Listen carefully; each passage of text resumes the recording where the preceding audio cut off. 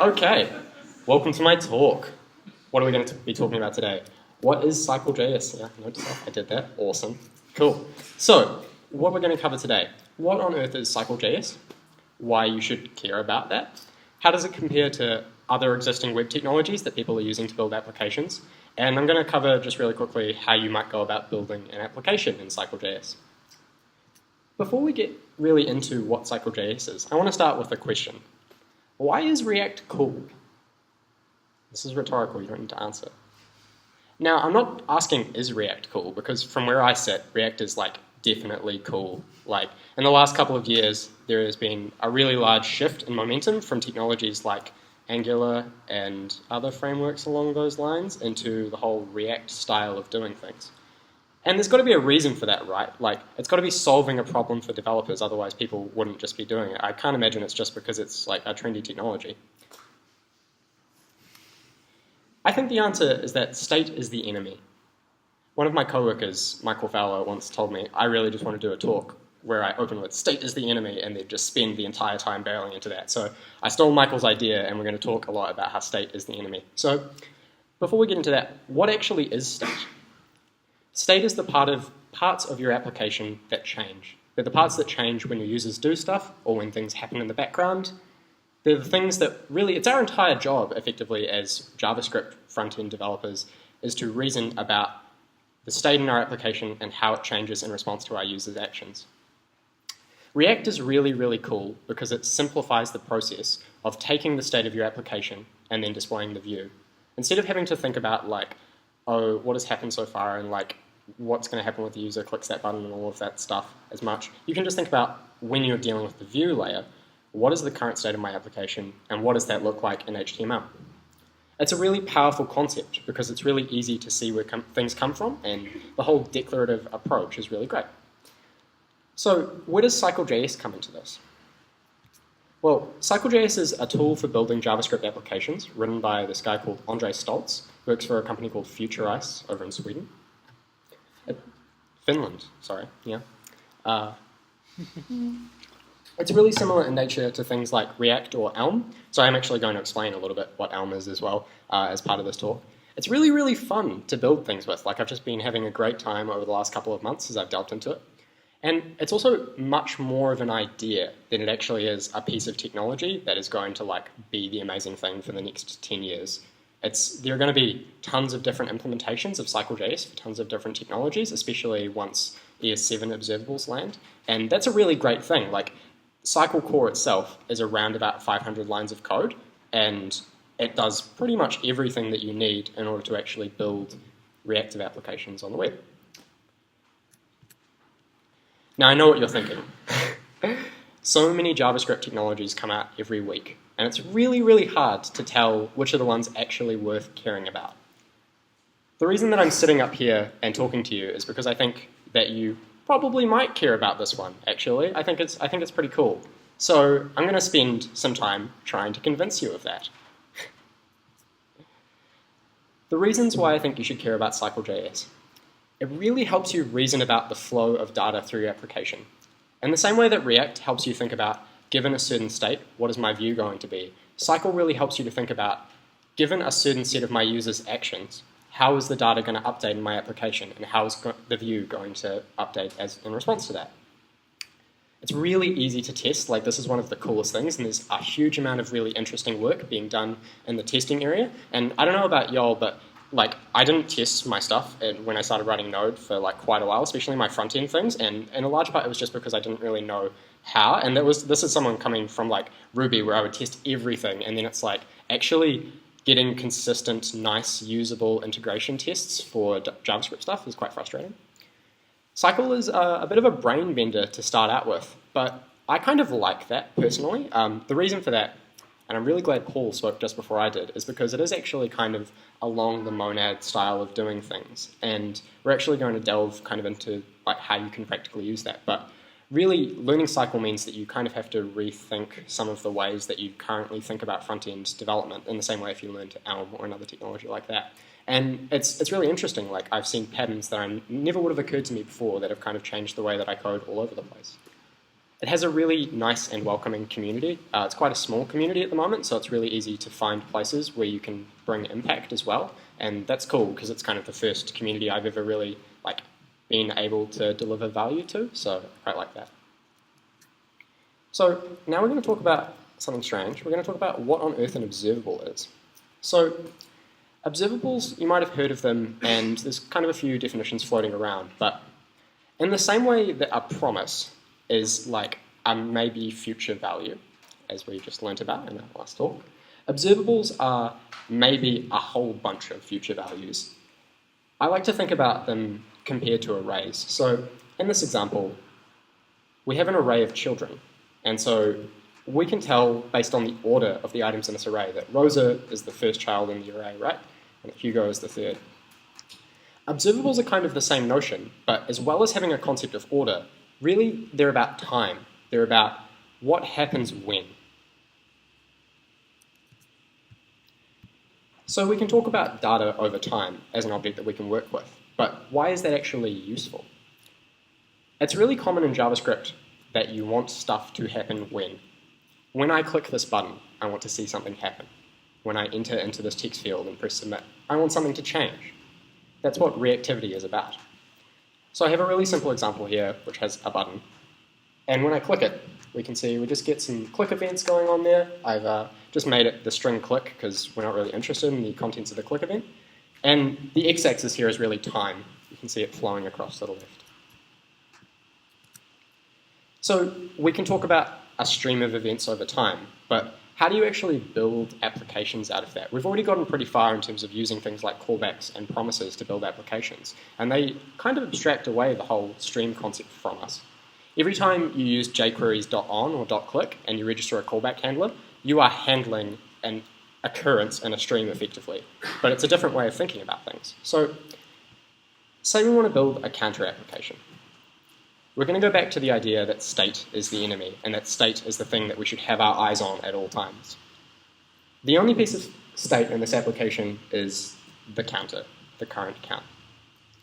And when I click the button, I want to see it go up. I want to see it go up by 1 every time. So we can see that. When I click it, we get 1, and then 1. And then really, the value of the button, of the counter at any given time is simply the number of times I have clicked the button. So notice that there's some code just chilling down here. You don't need to really understand what it does right now. It's just interesting to think about the idea that we have streams and that we can transform over them to produce results. This is also kind of cool as well. This is a library I wrote called Cycle.js, which lets you sort of rewind your applications and play them back. I was super inspired. This entire talk is inspired by Dan Abramov's hot reloading and time travel talk. If you haven't watched that, I'd highly recommend you did. It kind of set me on a bit of a path. So that's cool. We'll talk about that later. So I've talked a lot about Cycle already, but what does a Cycle application actually look like? Let me zoom in. So I have a super simple Wii application here. Is that large enough? Yeah, it looks like it. Cool. So we just have an application here that we have a checkbox, and when I check it, it goes to on, and when I uncheck it, it goes to off. There's only one piece of state in this application, and it's a Boolean. It's whether or not the checkbox is ticked. So I'm just going to break down what this application, sort of the different chunks that we have going on. The first part, this would normally be imports, and then you would browserify it, but since this is on JSPin, we're using things directly. Notice we also have a main function, and I don't really want you to look inside of it too much right now, but notice that it takes in an object that has a key of DOM, and it returns an object that has a key of DOM. And down the bottom, we have the only function in Cycle core, cycle.run. It takes in the main function, and then it takes in this object that, funnily enough, also has a key of DOM, and then this thing here, make DOM driver. Drivers are effectively Cycle's way of isolating side effects, hiding the outside world from you, so you can just worry about your application's concerns without having to worry about updating the DOM. So we'll talk a little bit more about that later, but really the takeaway here is drivers are responsible for encapsulating side effects in the outside world. They help to keep our applications pure. So let's dig into this main function a little bit. We have this thing up here. Now, straight away, this looks weird, right? Toggle the dollar. It's not a convention that you would see everywhere else. What I want you to do, every time you see a dollar sign in this application, mentally replace it with the word stream. This is a stream of toggled, which is a true-false. This is a convention Andre Stoltz has come up with. It doesn't actually, it's a soft convention, so no part of code really expects you to write like this. It's just, otherwise you would end up with the word stream in your application like a billion times.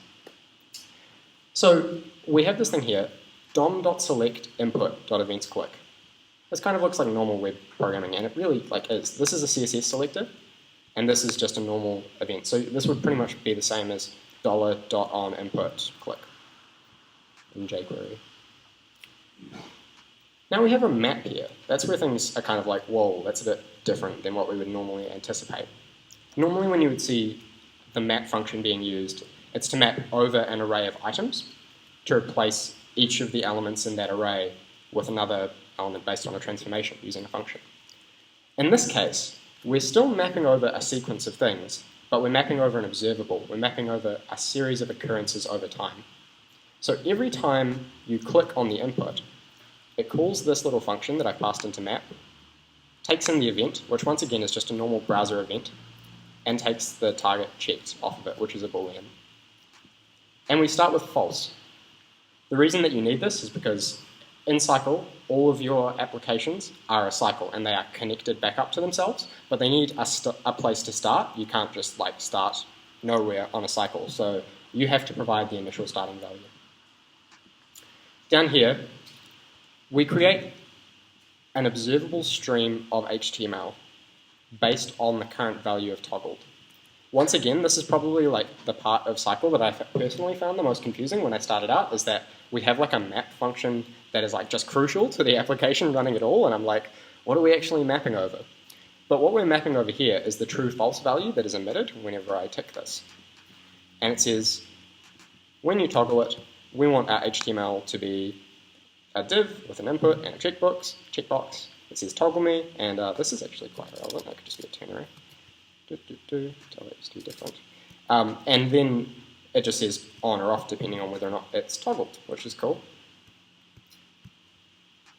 The interesting sort of observation here, I suppose, is that our main function returns this object with DOM, and we take in an object with DOM.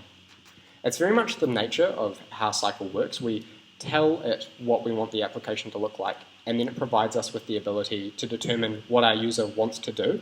There's this concept called intent that comes up a lot in the Cycle community, and it's thinking about how our user interacts with our application and then basing our data in our application off of that. So where do observables actually come from?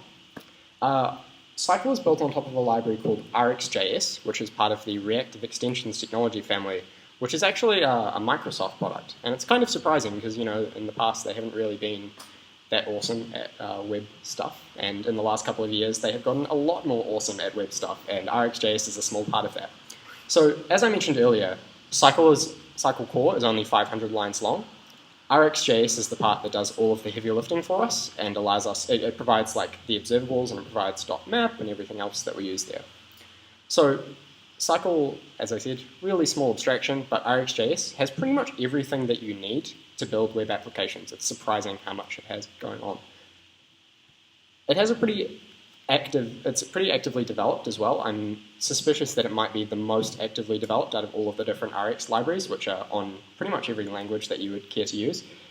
And RxJS 5, which I'll touch on a little bit later, is really interesting and is kind of moving more towards the ES7 observable style of doing things. But yeah, RxJS does have a few, there are a few alternatives as well. You might have heard of Bacon.js or Kefir, or Most.js is a new one that's pretty cool. Because Cycle is such a small abstraction, people generally write their own implementations of Cycle for all of these alternative observable implementations, and it's disturbing how compatible everything is. It's really, really cool, actually.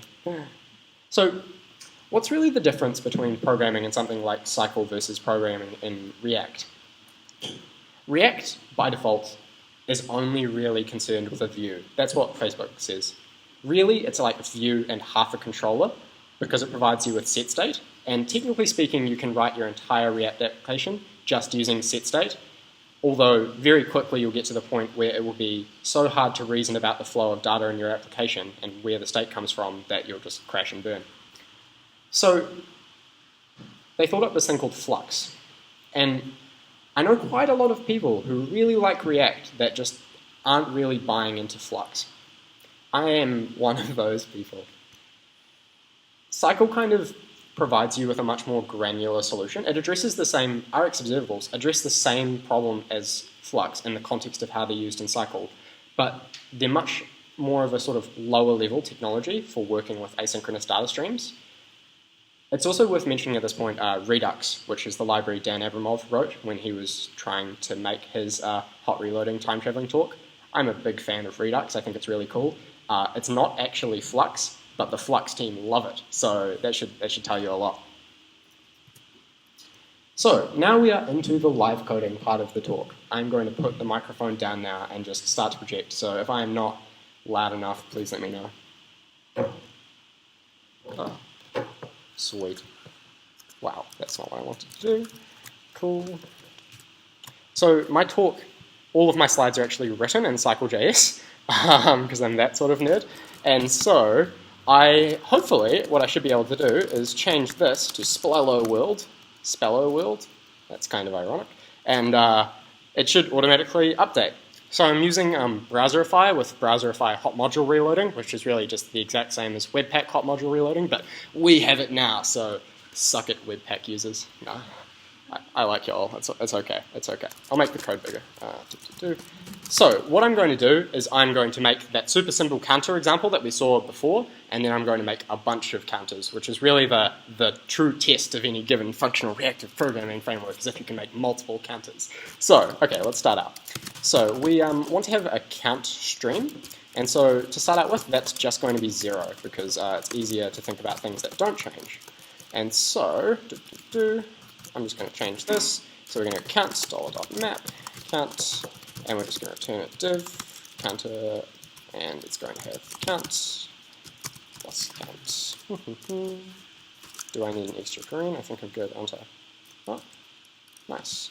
Sweet. Okay, so now we have our count on screen, and I can change it up here, and ideally it will just change, which is cool. But if anyone's trying to sell you functional reactive programming and they say that you should go into the code and change the values in order to get it to react, I would get suspicious of that very quickly. So let's make it do something in response to user input. So in order to do that, we're going to need a button. All this like div stuff, this is it comes out of Cycle.js, and it's actually something called hyperscript helpers. And it really just makes like HTML. It's very similar to JSX, and in fact, if you want to, you can use JSX with Cycle. Although, like, the Cycle community is kind of like, why do you need it? We get along fine, and the Elm people get along fine without it as well. So, yeah. But you can if it's your particular flavor. So you can see it's super small down there, but the generated HTML is pretty much go away. Exactly what we put in there. We got it's a div with a class of counter, div counter, and it has count 3. So that's sweet. What we want to do now is we want to add a button, and we want to make it that it actually changes when we press the button. So to start with, I am going to give it some children, and we are going to, this is one of the things that is like, okay, this is a bit lame. You have to, like, if you're using this specific syntax of doing HTML, you have to explicitly import everything unless you want to import star from Cycle.js, but there are other reasons not to do that potentially. But it's cool, it ends up with some nice HTML, so button.add, and we'll make it say plus. Cool, so now we have a plus button there, but when we click on it, it doesn't actually do anything too helpful yet. So what we need to do is we need to take a stream of events from that button and then translate it into updating the count. So we can get the stream of events of clicking on that button, so we can call it add click stream equals DOM, and we're going to select that CSS selector that we just made. So if you look 7 lines below, that is the same CSS selector, and then we want to get the click events, click. And then we're going to map over that, and I'm using underscore here because I'm actually just throwing away, I'll actually say event, because we're getting an event, and then all I care about is I just want a 1 for every time we click. So if we think about that, if we think about this in terms of an array, it will start out and it will just be an empty array, and then when we click it once, it will become an empty array with 1 inside of it, and then 1, 1. And I don't know about y'all, but I can definitely imagine turning that into the current count. So let's start with that. Just make sure nothing horribly breaks. Still doesn't do anything because the count is still observable.just3. So what we can do is we can go count is equal to add click, and we're going to use this operator called scan. Now, scan is pretty much reduce for anyone who has done a bit of functional programming before, but I'm going to assume, because it took me like years to understand how reduce worked, so I'm going to explain it. And it's always a bit confusing, but pretty much the idea is that we would start out and we actually say dot start with 0, and so we start out with a total of 0, and then we get a change come along that's like +1, and so we're like 0 plus 1, and we get 1. And then we're like, okay, so now we have 1, and we're like, okay, 1 plus 1, and we get 2. And this gets returned into the next function that gets called. So this is pretty much the way that you manage state in this type of functional reactive programming using scan. At that point it would be 2 plus 1 and 3. So it's totally okay if that doesn't make a huge amount of sense at the moment, but that's what that is. Cool. So now, when I save that and reload this for some reason, shouldn't have to reload that. When I click on the button, the counter goes up, which is really cool. No applause, come on, like, no, I'm kidding, please. It's a counter, jeez. Okay, no, and I know what anyone who has done a bit of React is thinking now, is like, okay, that's cool, but like that's just a counter, right? How does that scale? How do you build applications out of that? React's answer to this is components. And so Cycle does components, but there's no component function or anything in Cycle. The way that you do it, and this is such a functional programmer answer that it's just like funny, is you use a function. So what we're going to do is we are going to rename this from counter to counter app to counter, and then we're going to, I'm not going to export it anymore. Oh.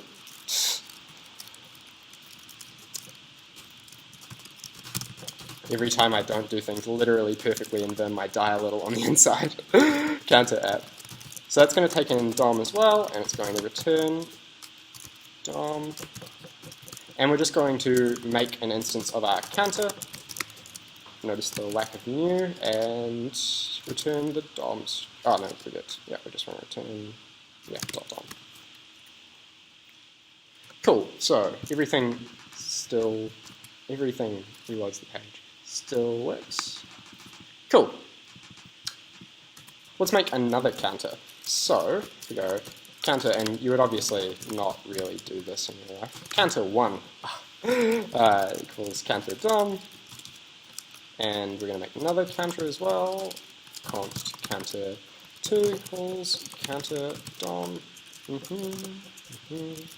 And so this is where things start to get a little bit more interesting, I suppose, is because we now need to combine the DOM streams coming out of those counters so that we can then make a single DOM stream out of them.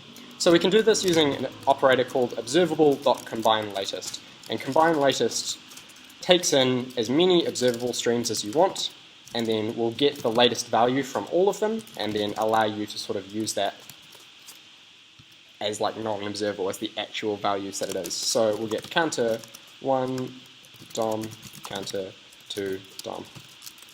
This is kind of more explicit than this would really be a lot of time in real life, but it's just an example. So if we have a counters, and then inside of there, we can just put counter 1 DOM and counter 2 DOM, and then actually put them in the right place. Cool, so now we have 2 counters, but there is a weird problem already in that if you click the second one, it increments the first one. So the reason for that, and someone might have like even have seen this coming, but since we're both just selecting the counter stuff, we actually need to somehow differentiate between them. And so this is kind of one of the parts of Cycle. There's actually like active development going on at the moment so that you don't have to do what I am about to do. That is the next breaking change to Cycle.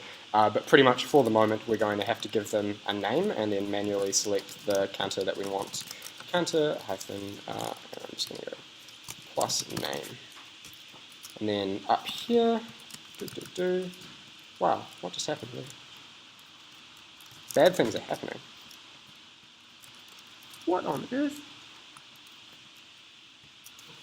I'm going to close and reopen my editor because that's how that's going. If that was an idea, that would have taken so much longer. Okay, cool. So we have the counter, and we go dot counter hyphen plus name. And then up here, we only really want to select the counter that we actually are, so counter hyphen, and I'm going to be using ES6 template strings because that's cool. Cool, and so now ideally, oh, which line? Now that 25. Oh yeah, true, nice. Well, it worked anyway, that was cool. Sweet, so now we have two individual counters, which is pretty cool.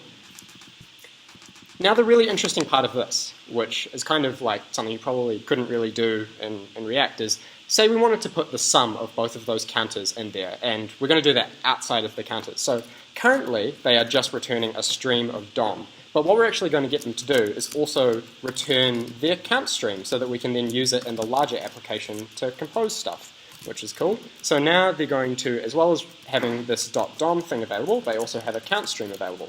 So we can define sum as observable.combine latest counter 1.count dollar and counter 2.count dollar. And then we're going to go count 1. This just makes me sad. I hope it makes you sad to see me using count 1 and count 2 as variable names. Cool, but we're just going to add those together. Sweet, and then we can just pass that stream of sum into here as well. And then pass it into the DOM, sum, and then, because it's a number, sum.toString. Sweet, and so now we get a 0, and that goes up and that goes up, and yeah, it's a sum. So that's cool. So we have these components going on, these counter components that are just a function, and they have their own life cycle of data flow that we can then use at a higher level to compose together to make a larger cycle of data flow. And one of the really cool things about this is it's really, really easy to trace where things come from.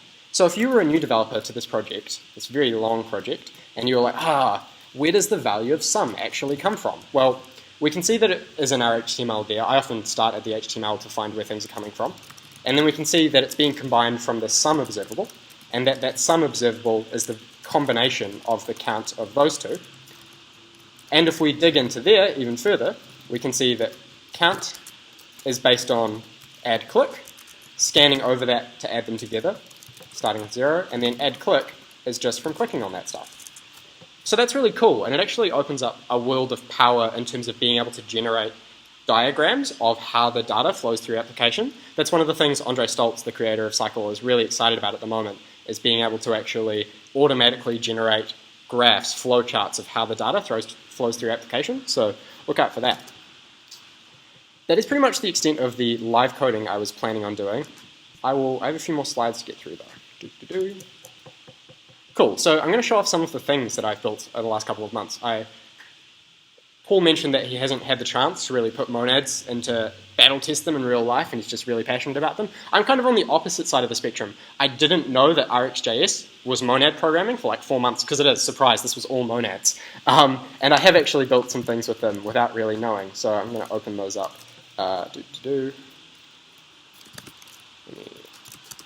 Oh, my computer is not a happy chappy. Okay, here we go. So, this is something I've been working on recently with Raquel Moss, who's sitting in the front row. This is Ghostwriter. It's an auto-completing rap/rhyme editor written entirely in JavaScript. So, this is pretty nifty. My rhymes are really nifty. Shifty, that's a good one.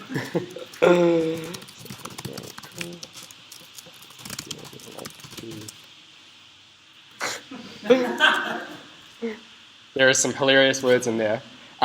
It's built on top of Substack's Node Rhyme library, which he wrote like 5 years ago in a single day. So thanks Substack, I got a lot of value out of that. That's pretty cool. You can check out the code for that if you want. It's online at Widdish and Ghostwriter. I also made this thing in the last week called Tricycle, which is a way of trying out Cycle.js in your browser. So I've got like Ace Editor in here, and I can turn Vim mode on. I was actually really hoping I would have this ready to embed into my talk so that I could demonstrate the fact that you can nest Cycle applications inside of Cycle applications, but I didn't get it in time. But if you're keen to try out Cycle in the context of a browser in such a way that you can just copy and paste it into a local environment and go, this is a pretty cool place to try that out. Yeah, so it's all written in Cycle. As I mentioned earlier, I made this library, Cycle Time Travel, which is really just it's kind of like a time-traveling debugger, except there's still more work to be done before you can actually like go back into the past and then change stuff and have it play back. Like currently it just records the state of the DOM and then plays it back for you. But I do find it quite useful for doing development because you can visualize the values moving through your streams, and then like it's quite nice. It's just a much more powerful console.log at the moment, and also you can go back in time, so that's pretty cool. Close those. Oh. And also, I built this thing. This isn't actually super related to Cycle. It's more just RX. I love counters. It's an undo redo library, which is pretty cool. You can just drop it in. You can replace any RX observable.scan with undoable scan, and then you now have undo redo support in your application, which is pretty cool. And I definitely have to credit Dan Abramov for coming up with the algorithm that allows you to do that. But I was really impressed by how easy it was to add that into everything. I'm going to open this last one in Chrome. So a while ago at PowerShop Hack Days, I work at PowerShop during the day, we have quite a few developers now, and it's getting to the point where a lot of the developers don't know everybody else's names. So I built a thing a while ago. I made an Anki deck, which is just a way, it's like a flashcard learning software, and I made it to learn everyone's names and faces, but I wanted to make a web version. So I made this thing called Power People, which is a way of learning everyone's names and faces at PowerShop. But since I couldn't really exactly show you all of my co-workers, like names and faces and stuff, I figured I would load it up with Pokemon. Does anyone know that Pokemon's name? Like Scyther or something? Yeah. Perfect. Awesome. Let me make that wider so that it looks awesome. Yeah. Charmier. Yeah, I'm awesome at this. Venom. They're all just puns on like. Yeah. Oh my! I'm much better at this than I thought. When I was doing it earlier, I like knew like none of them. Yeah. But anyway, so this is. This is built entirely, and it's not entirely. It's Cycle.js as the front end and Rails as the back end. So there's actually quite a good story there. Since it's all really just basic web technologies, it's very easy to integrate with your back end framework of choice. It's been in production for like 3 or 4 months now, like internal production, and we haven't had any problems. And I've totally managed to trick some of my coworkers into learning Cycle.js because I was like, it's a JavaScript app, and then, yeah. So that's cool. There's also, like, those are just the things I've built. There are a bunch of really awesome things that you might be interested in checking out, like the actual Cycle.js stuff, and there's a big list of awesome Cycle.js technologies, and there's this cool website called RX Marbles. Oh no, I just left my slides. Which Andre Stoltz built that has like all of these interactive diagrams of all of the possible different operators in RxJS, and this is like invaluable for learning. It's also built in Cycle.js. There are some Cycle examples and stuff, and Stoltz's Reactive Comp 2015 thing. I mentioned earlier on RxJS 5, which is coming soon and is going to be totally amazing. One of the reasons that's going to be totally amazing is because, and this actually got landed yesterday, it's now possible to generate these sorts of diagrams of observables from the unit tests. So that's really, really cool. Andre Stoltz landed that pull request yesterday to automatically generate a whole bunch of diagrams of the different observable operators from the unit tests. So that got a whole bunch more self-documenting really quickly. And there's going to be a whole lot of things like this coming out of the Cycle and RX community in the next wee while. So things like doing tests using like ASCII diagrams and stuff, which is really awesome. Yeah, so lots of cool things going on in that space. So to wrap up, Cycle.js is really fun to write programs with, and while it kind of has a bit of a learning curve up front, once you actually really start to think in that paradigm of working with observable streams, it's a really cool way of looking at the world. Observables are totally coming. I've talked to quite a few people, including Matt, who mentioned that they cannot live without observables, and I'm much the same now. Just for asynchronous programming, it's kind of just promises on steroids, and it's amazing. There is an ES7 observable specification that is currently at stage 2, so let's hope it makes it all the way. And if that happens, you're going to see a whole bunch more observable stuff, and you'll see a cycle implementation based on the core library observable, and that's really awesome. Really, the conclusion I want you to take away is go and try out reactive programming. We just saw a whole bunch of functional reactive programming. There's so much jargon in that community, but really functional is state is the enemy. We want to isolate it. Reactive is when I do this, I want something to happen, and programming's cool. The reason I think that you should try Cycle instead of the other ones mentioned is because it's just JavaScript. You don't need to go and, Elm is really, really awesome, and as Anna mentioned, it's totally a new language that it's very much in the same idea of you write your stuff in a cycle using updaters. It's kind of along the same lines of Redux as well, but it is an entirely different language, and it is a full-on sort of functional programming language. I don't know any of the actual functional programming languages. I just sort of know JavaScript, so that's why I'm pretty keen on Cycle.js. You can also trick people into using Cycle.js, but it's really hard to trick people into using Elm, in my experience. Yeah. So thank you for watching. I'm Nick Johnstone. I work for PowerShop during the day, and I make strange and delightful contraptions with JavaScript at night. Currently, my Omega project, to steal a term from Dominic Tarr, is HelixPy, which is a tool for making games in the browser without coding. So I'm working on that and trying to make that in Cycle. Yeah, you can hit me up on Twitter at WilliamZ, GitHub, Widdershin, and sometimes I write things on my blog. And these slides are actually all live at widdershin.in/cycletalk, and I'll post that in the JavaScript Slack and probably on the meetup page in the comments for anyone who wants to dig through some of these links. Cool, questions?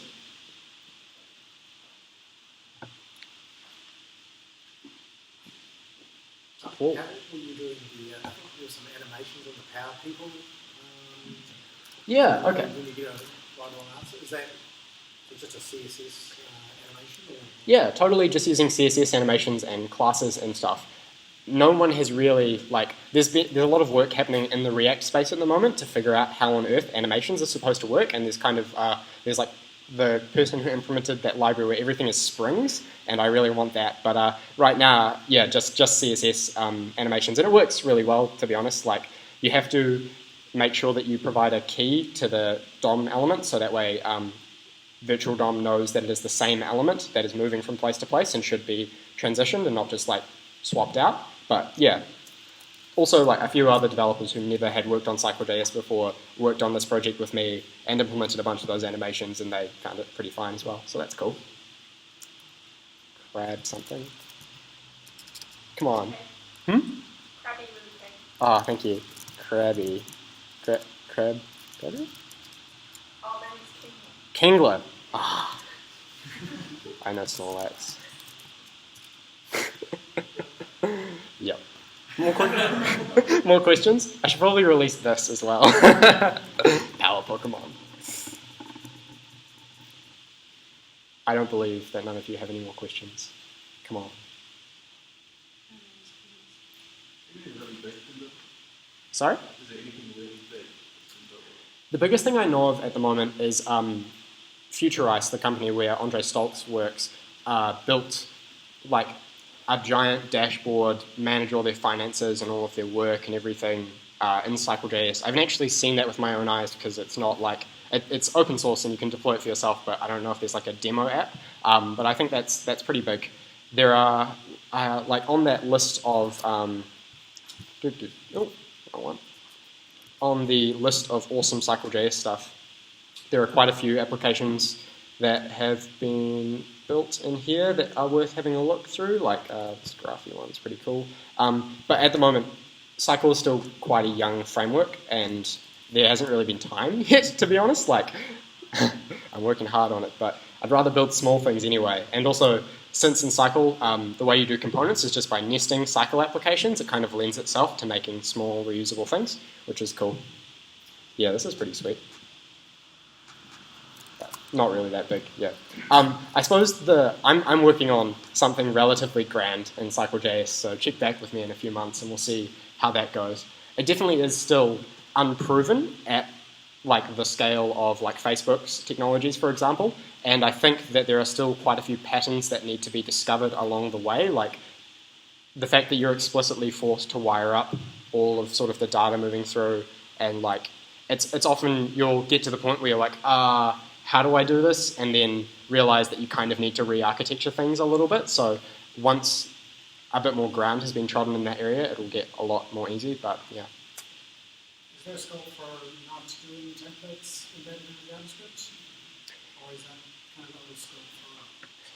You could totally do that. Because Cycle uses that, like there's the Cycle DOM driver, and it's based on top of virtual DOM. That is the approach they've chosen to take in that particular line. If you wanted to do any other alternative approach, it would be quite trivial to make a driver. The only thing is really you have to be able to think about things in terms of like, I declare that the view state is this sort of, and then like I want to take it in. So, like, what other sort of alternative template styles are you imagining?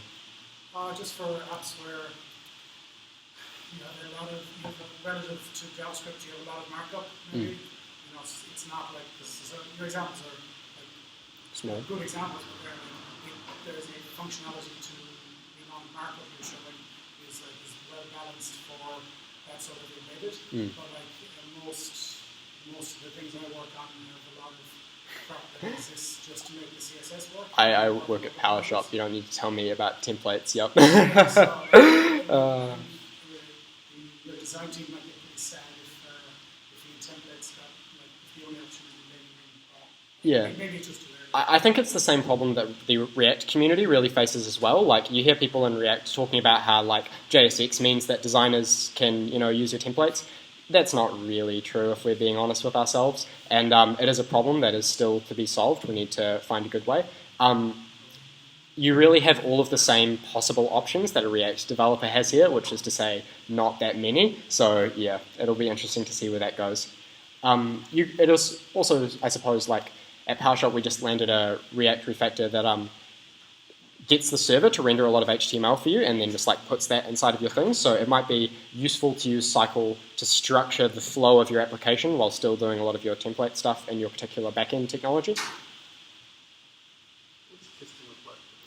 Testing is really, really cool, and it's going to change in RXJS 5, but I'll bring up this awesome thing I'm excited about. So in RxJS 5, pretty much you can write your tests like this. So if you remember those, like the cycle time travel observable example I showed you earlier, it was very much just a stream over time. This is pretty much saying, like, we start the application here, this observable emits the value B, this observable emits the value E, and we expect this one to get B and E at the same time. And then if you look at the test, expect observable E1.merge E2 to be expected. So you kind of, like the test helpers for RxJS 4 are a little bit less awesome than that, but there's work going on right now to make a library so that you can use that. The really, really cool thing about cycle testing, I suppose, is that you don't actually need to start up a browser in order to do it, because it's all about, like, given my user performs these events on the web page, I want to see the state coming out the other end, especially because you don't, like, I have been doing TDD recently in the context of front-end JavaScript apps, and I've gone so far as to write examples with like drag and drop and not even hook up the DOM until the end. Like all of my tests were passing and everything, and it was just based on the state, the expected position. And then since the DOM is just like, this is the state, turn it into the DOM, you don't really need to test that much. Like you do that with integration tests, but it means that you can actually do a full stack integration test without ever running up a browser, and it works, which is pretty cool. Yeah, but in this case, you have to involve everything. Like all your Yeah, so I suppose you kind of have the same problem anyway if you're doing integration tests. Like you still have to say, and I click on this button, and I do this. All that you're mocking out is just the events coming into it. Also, something I am planning on making it that you can use cycle time travel to generate tests as well, because you're right, it would be quite tedious writing out all of that stuff. But in my experience, it's actually quite nice, just explicitly saying, like, when I click on this thing or I drag this thing around, I expect that to happen. But yeah. It's quite a young library. How often are breaking things happening at all? About every month or so at the moment, if I'm honest. But it's really cool because the breaking things are just like getting rid of stuff. No, that sounds awful. But like, it's gone from being a framework to just being a single function effectively. And so the most recent breaking change, I think, was, it wasn't even a breaking change, was just to allow you to use that syntax of like the div and button directly instead of using H. But yeah, it definitely, like, if you don't want to have to ever change your code, you should wait a wee while. It's still quite a young framework. But one of the nice things, I suppose, is that Andre's actually following semantic versioning, so it's not like you have, 0.11, 0.12, 0.13 that have huge breaking changes, which is fine, because that is actually how semantic versioning works, but we're being honest about it. Is there plans for a stable 1.0 release sometime? So, like, 1.0 has already happened, and I feel like it happened a little too early, so I think we're now at like 6. But like I would say, like, Cycle is, I don't expect the API to change very much at all anymore. The only real problems I think that need to be addressed is just like when I had to do the name stuff on my components, ideally you don't want to have to do that sort of thing, and so there is work at the moment to address that particular notion. But because it's such a small abstraction, and all it really does is wires up your DOM with what goes back into your main function, it's not like there's going to be drastic changes that you have to rethink the way your application is done. It's very much just making the API slightly nicer. Yeah. I haven't found, and also like Power People, because I wrote that like a week or two, a couple of weeks after it came out, and then I touched it again for another Hack Days recently, and updating it was like close to painless. Like I could have not updated it if I wanted to, but it was like just a very minor tweak. Yeah. Cool, I think we're done.